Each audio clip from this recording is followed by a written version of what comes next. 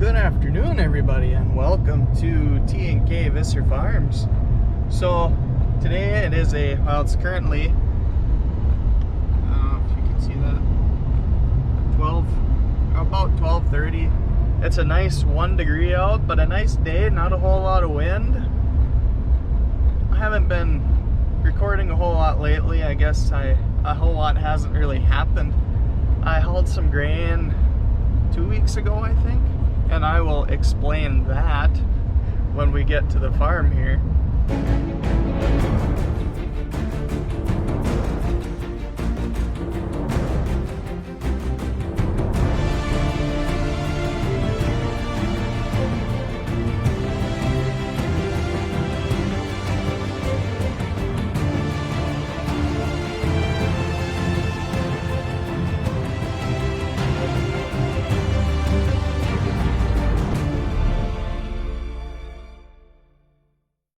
Yeah, I did my job this morning, and now I'm coming from the dump. Had to get rid of our garbage. We could have a garbage service, but we go through so little garbage, we'd be paying for the month, even though we wouldn't have that much garbage. So we just throw it in the pickup and drive the 10 miles to the dump. So that's how we handle our household stuff. And now I'm just headed to the farm. I have something to show you. I've got to grab some stuff. Got some explaining to do.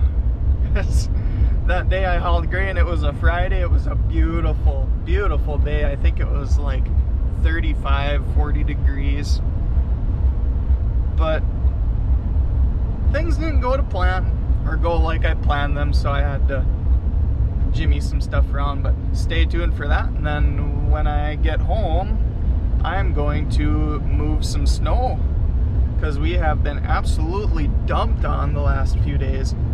I think the first wave we probably got 6-8 inches, and this last time we got another 6 inches. So I'm not complaining. I'm really thankful for the snow. We needed it. Hopefully that can put some good moisture back in the ground. I think this year's crop really used up what subsoil moisture we had left. So hopefully this is leading up to a good 2022 crop year. I'm really aiming to push some acres and see what this crop can do before input prices are way up there and crop prices are staying the same. So we'll continue on, follow along. And there's the hay field.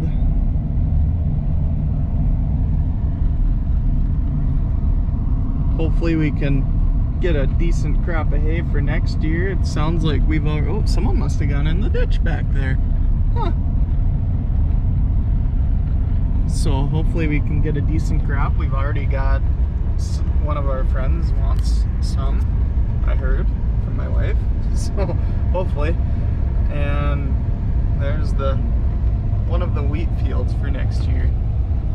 Good layer of snow out there. It's so exciting to actually have snow this year. Last year it was hard because we didn't have hardly any snow. So when we came to planting, there was no moisture there, none. So we had to rely heavily on if we would get rains, and we didn't get a whole lot of rains, but we were very blessed to get a dandy wheat crop and a soybean crop, and that's why we have crop insurance. Ooh, there's a lot of snow here. So yeah. Not a lot has happened. There's my uncle's sprayer, and there's the semi. There's a good reason that's sitting outside, and I'll tell you why. Okay. So, yes, the semi is sitting outside. Why? Let me see if I can. There's a lot of snow here. I gotta see if I can even get to it.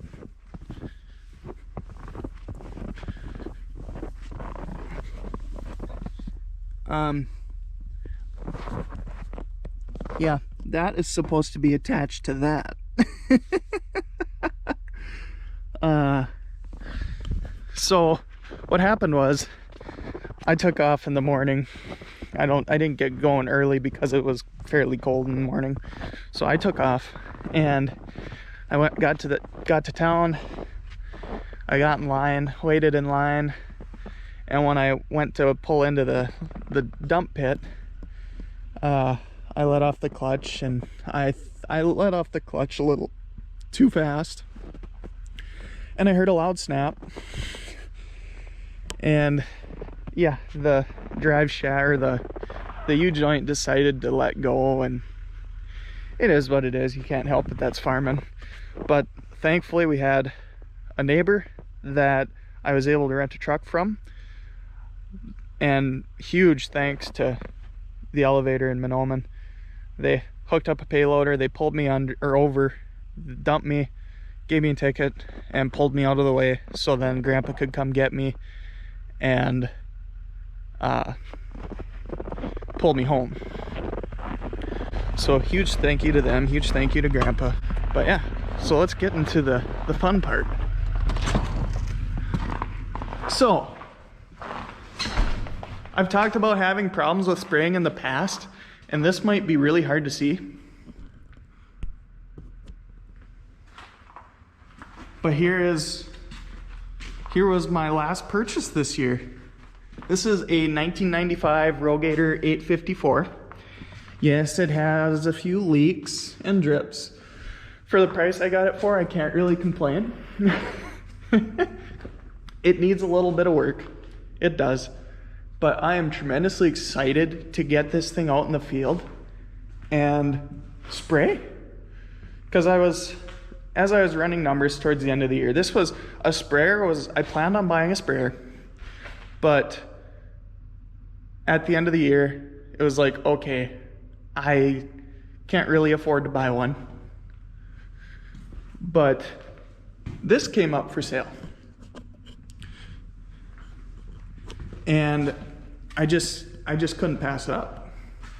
And I was figuring, you know, if I decide to do a pre-emerge on the soybean ground and a herbicide pass, possibly two, and then a fungicide pass, that's 4 passes over the field at $10 an acre. That's $40 an acre.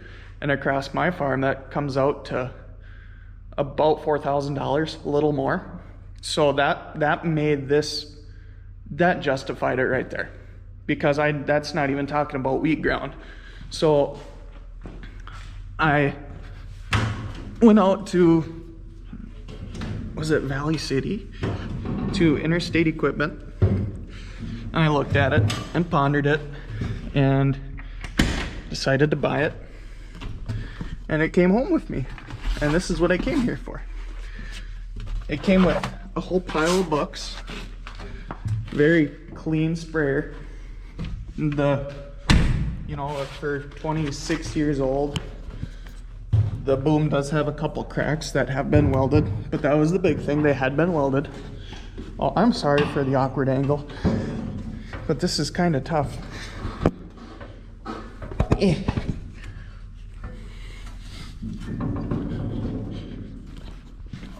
So yeah, because on the wheat ground there'll be herbicide and a fungicide pass. So that's $20 an acre that it would cost me if I hired somebody to do it. So that just justified it. Because average across the farm, that's $30 an acre. That's $9,000. You know, that's a lot of money. And for what I paid for this, it would pay for itself in 1.5, 2 years. So I am tremendously excited. So not a whole lot else has happened recently.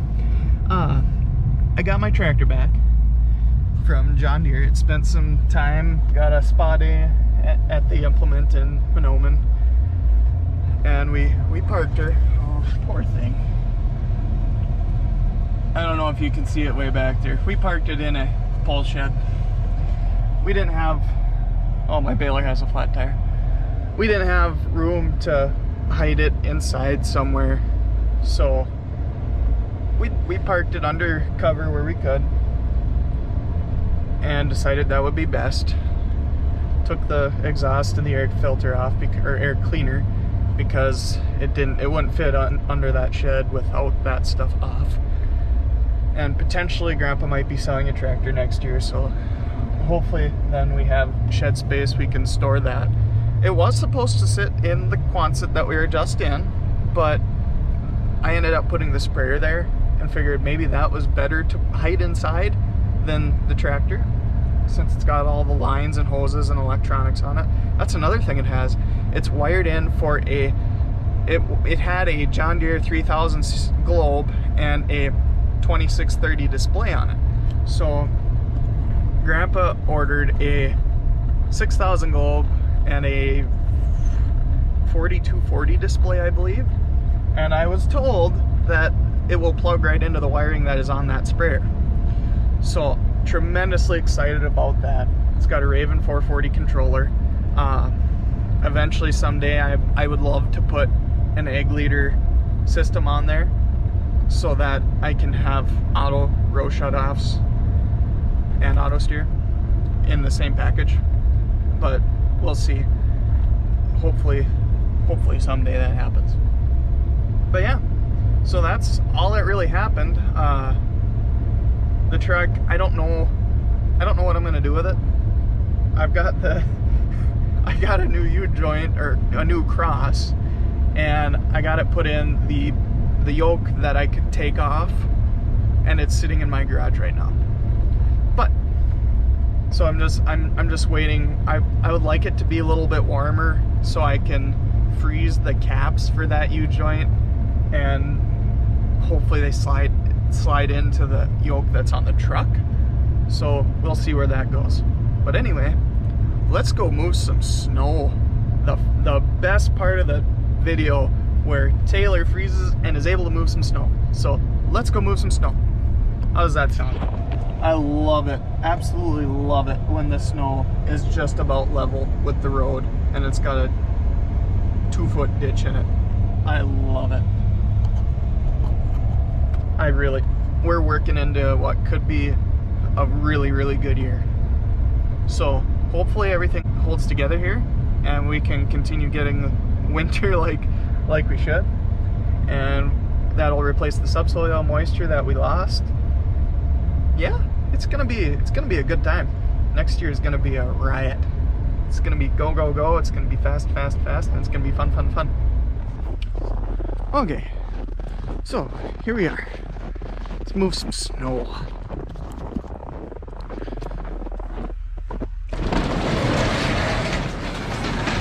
So, this is my 743 Bobcat.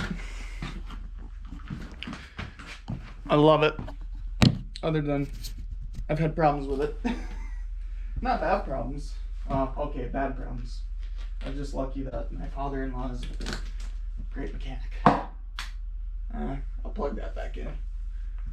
I do not have a wired garage. I had to zip tie it. That looks like it shouldn't be there.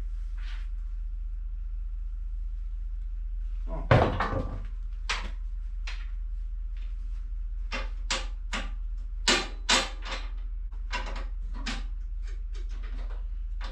that's nice. Oh. So, oh, oops. So a few months ago, I was running it and it was overheating really bad on me. I wasn't even really working it. It was just overheating. So,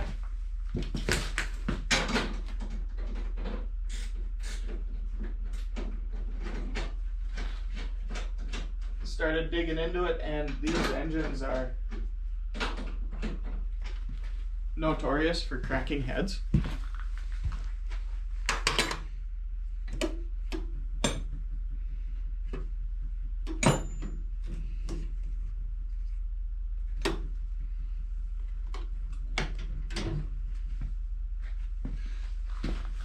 And it had such bad blow-by that I figured that's what it was, that it had a cracked head.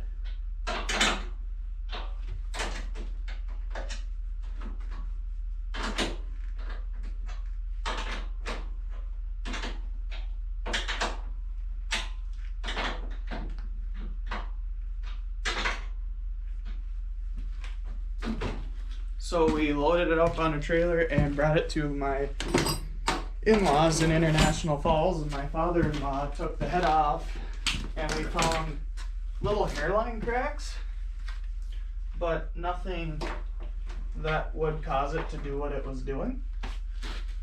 So, but the head gasket was in really bad shape.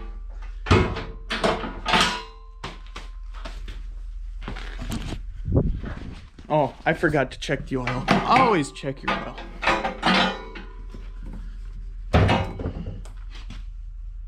That looks good. So, he replaced the head gasket, fuel lift pump, and threw it back together. And here we are.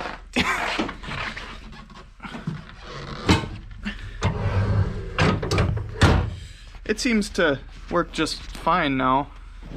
I'm still a little terrified. Oh, cat. It still terrifies me a little bit, but you know, I gotta count. I'll be right back. We're moving!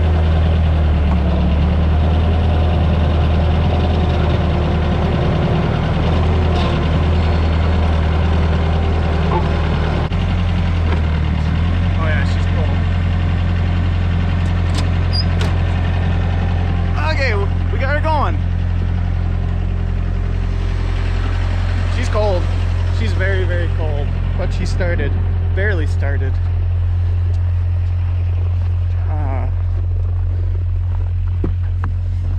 Sorry. The reason I had to say sayonara was so that skid steer doesn't have automatic glow plugs. You have to sit there and hold the key to the left to activate them, and you have to hold it for I hold it for a minute. I think it's recommended like 90 seconds. Oh yeah, she's cold. She's very cold. Hopefully it stays running. I would appreciate if it didn't gel up. But I'm gonna go get suited up and get ready to move some snow. Okay, so I got a good portion of the yard done. Hi Ray Ray. I'm just getting some vehicles moved. Got this thing started. Oh, it's cold. The brakes are froze. Pretty bad. Yeah. Winter's fun. Okay. Let's go move some more snow, I suppose. See if I can get in here without falling. Whee!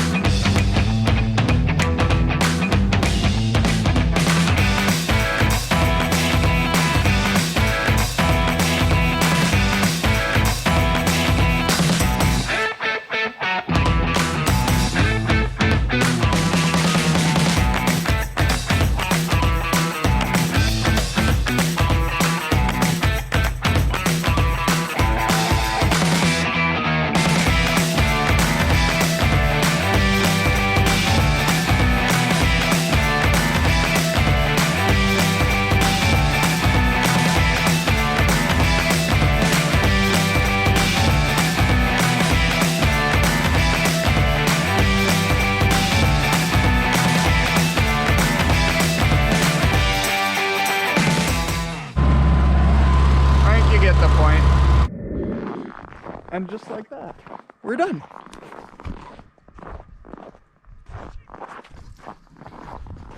So this is the third time I've done that this winter, and I think I get a little bit less cold every single time.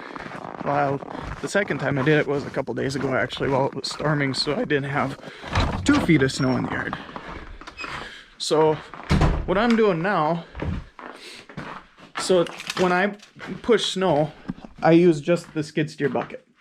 Well, I think that's gonna change. The skid steer bucket works great and all, but it takes forever. Okay, so I have a 60-inch bucket. So I noticed there was a couple of snow pushers, those big box things that you put on the front, going up for auction. So I'm thinking I'm gonna go after one of those, and if I don't win one, then I might just decide to build one. But if I can get it for a good price, I'm gonna buy it. Just to the bucket works great and works fine, and I would have no problem with it if it were like 30 degrees every time I push snow, but that is not the case. So I need something a little bit bigger, a little bit faster, that doesn't let snow come out the sides. We used to, back when we first moved here, oh, let's go on this cold thing. Back when we first moved here, we bought a snow plow or a pickup with a snow plow on it, and it was a Ford F-250 with a big 8-foot V plow on it, and it worked great and all, other than it was expensive, and it involved our yard is so small that I have to do a lot of back dragging, so back and forth, back and forth. Oh, the windshield wipers worked.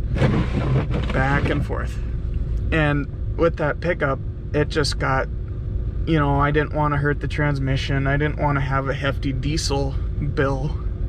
And it took about a quarter to a half a tank of fuel every time I moved snow in this yard.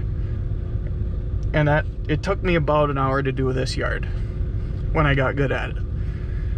With the skid steer, it takes me about an hour and a half, sometimes 2 hours, depending on the amount of snow. Actually, if there's more snow, it goes a little faster. So we decided that it wasn't worth it keeping the pickup. We sold the pickup, sold the plow, used the skid steer, and I only had to do it once last winter, and it worked fantastic. And then I bought this skid steer and been doing it with that now. So yeah, that's what I'm planning. That's what I'm planning on for that. I want not a big, like a 7 or 8 foot snow pusher to do the yard a little bit faster, a little bit more efficient.